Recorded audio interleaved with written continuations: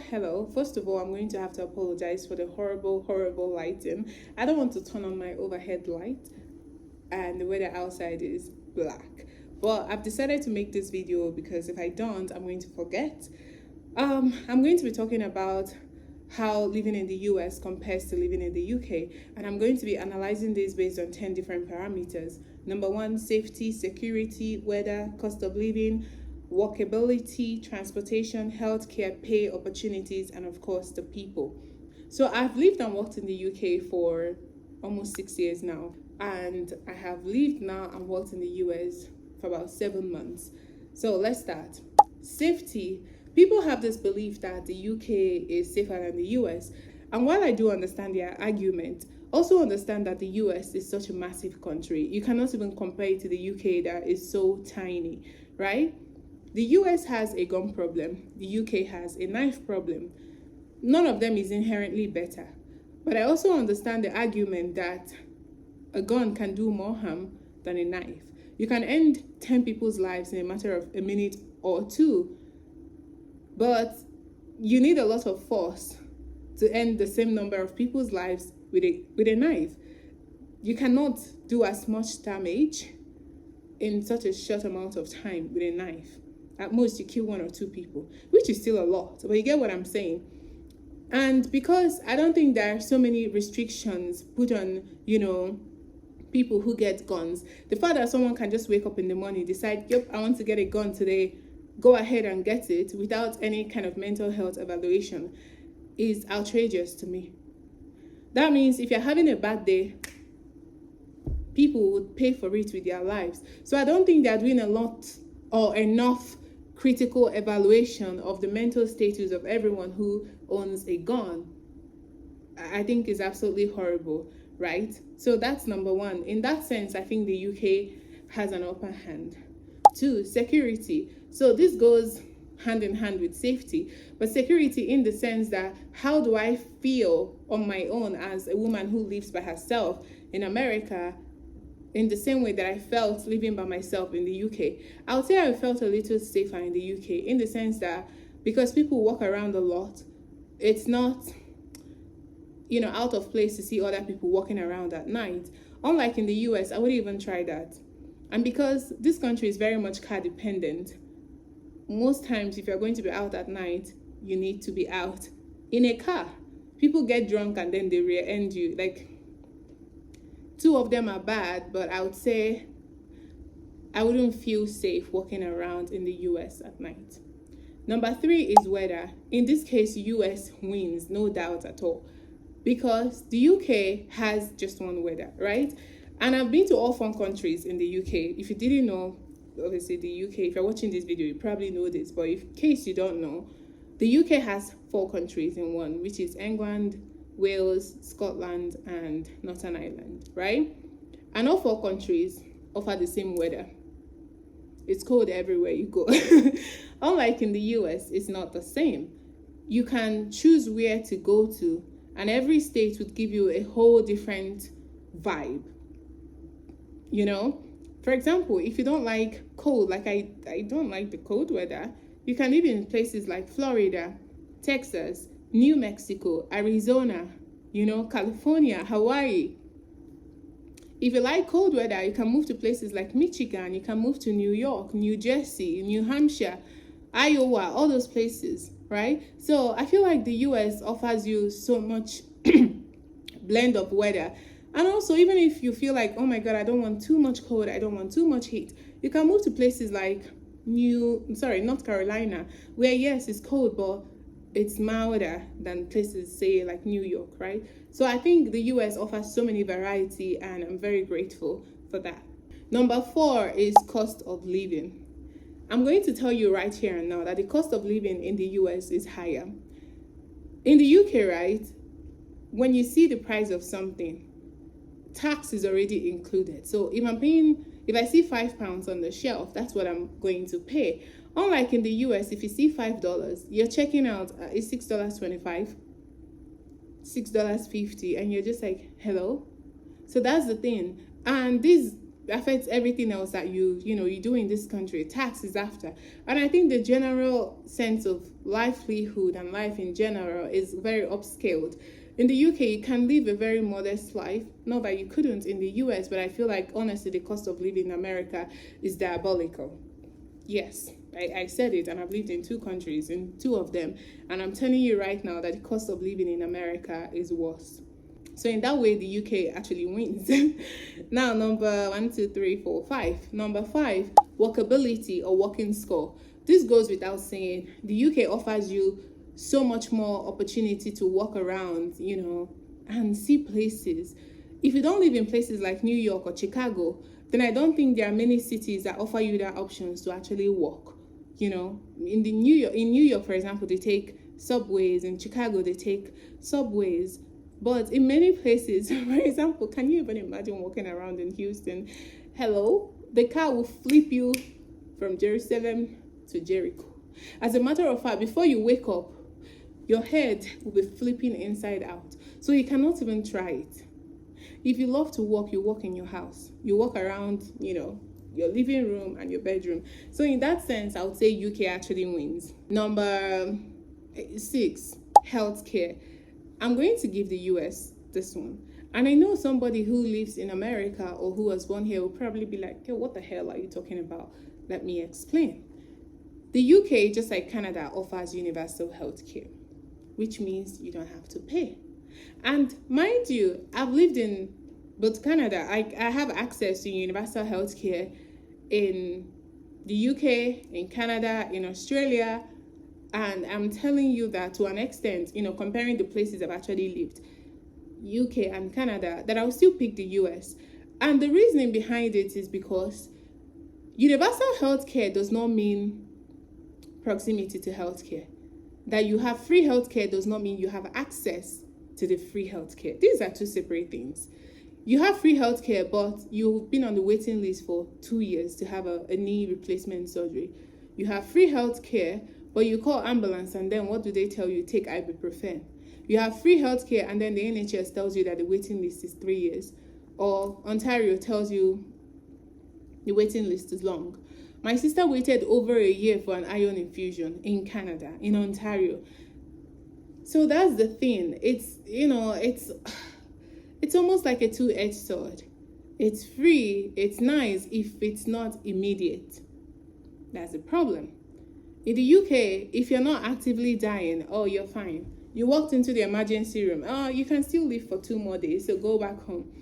And that's how you see people dying in their sleep. The US is a different story in the sense that it is very expensive. I think it is absolutely ridiculous, right? But I have health insurance. So I think why health insurance companies are our ops, our enemies. I also think it's very nice that you can access healthcare without having to pay for it right there and then, So that's the thing. US, their healthcare system is expensive, but it is accessible. In the UK, it's free, but it is not. So in that sense, I'm definitely going to give it to the US. Now, the next one is transportation. I would say the UK wins on this one. Simply because the UK prioritizes public health or public transportation, right? You can go from Nottingham to York on a train. You can go from London to Manchester on a direct train. And why there are what did I just say? Why there are transportation services, right? It's not easily accessible in the US. So your legs will have to do the walking or you get a car. This country is very much car dependent, that if you don't have a car, you are screwed. Unless, again, you live in places where they have, very good public transportation and subway systems. Otherwise, you are definitely going to be very, very reliant on a car. And if you don't know how to drive, you will have to learn. The next one is pay. The US wins hands down. This is not even a question. The US scores number 1 when it comes to pay, right? And when I mean the pay is higher, I don't mean it's like, 2 times higher. I mean, it's like 3 times higher. It's like 4 times higher. Are you kidding me? Like, it's an insult looking at my paycheck from the UK. And I don't want to talk about it so much because it pisses me off. What do you mean? I feel like they were just using us, basically. You bring a nurse from Nigeria, from Kenya, you know, what do? You you start their career off at band 5. Band 5 is an entry level career position. This is for new graduates. You'll see a nurse who came from Nigeria who had been a nurse for 25 years, for 30 years. She and someone who graduated from nursing school yesterday are on the same footing. Band 5. It's almost as though they wipe off everything that you wear before you came there. You hired me because of my experiences, but then when it comes to pay, you kind of put me on like the lowest pedal. And I think that's not nice. You know, they are just using our skills without paying us what we are worth. Unlike in the US, you are started off exactly where you belong. I came to this country and my 12-year career is exactly 12 years. My pay equals and measures out, you know, my experience. As a matter of fact, these days I'm negotiating my pay. And whenever I negotiate, they up it because I'm like, I'll skedaddle out of here. You know, there are so many opportunities to, you know, upscale yourself. So again, back to nursing. If you're a registered nurse in Nigeria, the UK, or any other place in the world who is thinking to herself, is it really worth it moving to the US? I'm telling you that it's worth it. Now, I'm not saying the pay is astronomical or the pay is ginormous, but coming from where we come from, the UK is insulting us. That paycheck they're giving us is an insult. The only way you kind of make more money as a registered nurse in the UK is if you start doing only agency shifts, you know. By agency shift, the US equivalent is like PRN, per diem. You pick up agency shifts. But for you to pick up agency shifts, again, you have to be on the right kind of visa. So that's the problem. But yes, the US wins when it comes to pay. The next category is opportunities. Oh, I mean, the US is the land of opportunities. The US wins on this one. It's not even like this. It's not even an equal footing. The US is right here. The UK is barely catching up. There are so many opportunities. So many. I could go on and on and on. All kinds of nursing specialties that you don't even know exist is right here in the US. You know, your nursing career will take you far and wide. You can always pivot. Tomorrow you're in management. Next tomorrow you are in telemedicine. Another day you are what? A wound care nurse. So you don't have to slave away in the ICU. Now, opportunities do exist in the UK. As a matter of fact, I've held different jobs. I've had a job as an inflammatory bowel disease clinical nurse specialist. I've had a job as a diabetes nurse specialist. I've had a job as an operating room nurse. I've had a job working in gastro. See, I have had multiple jobs. But just because I had it does not mean opportunities abound, because what I'm not telling you is that interview I did as an IBD or an inflammatory bowel disease clinical nurse specialist, that there were 15 of us and I was the only person who got the job. You get what I'm saying? Unlike in the US where there is abundance of opportunities, so there's no petty fight trying to get one. You see, I'm going on and on about this, but yeah, maximize this opportunity. Last but not the least, people. Now, this one is a little like this. I'll say is kind of similar, right? In the UK, people met me with kindness and grace. But make no mistake, British people tend to also mind their business a lot. I mean, Americans do. But I would say in terms of friendliness, Americans will win on this one. You know, British people are extremely polite. They'll say sorry, they'll say please, but they also keep to themselves. While here in the US, people keep to themselves, but they're also more prone to asking you questions about yourself. You know, where do you come from? Where did you grow up? What about your family? Did you move here by yourself? They are curious. And I think curiosity, to an extent, is very much admirable, right? They're interested in learning about you as an individual and, you know, upholding the fact that, you know, to move to this country at least in these tumultuous times, takes a lot of bravery, and they are quite thankful for that, especially when they see you in the hospital contributing, and helping them. So I would say people in America are really, really, really, really friendly. Bonus point, right? Americans are very generous. Oh my God, their generosity is very, very admirable. Have you ever seen people asking for help in this country? People are always very willing to help. I'm not saying they don't help in the UK, but I'm telling you, you're not going to get as much help. In April of 2000 and I think 22, my sister came to visit me from the US, and we went to the city center in York, and there was this street performer, and he did all this, dance, all these things on a pole. And after that, he put out a bowl for people to donate money, and they were just throwing in coins. My sister came from the US, and she gave him the largest amount of money there. She could not believe it. She was just like, did these people just enjoy this show and they're just going? I said, yeah, it's a free show.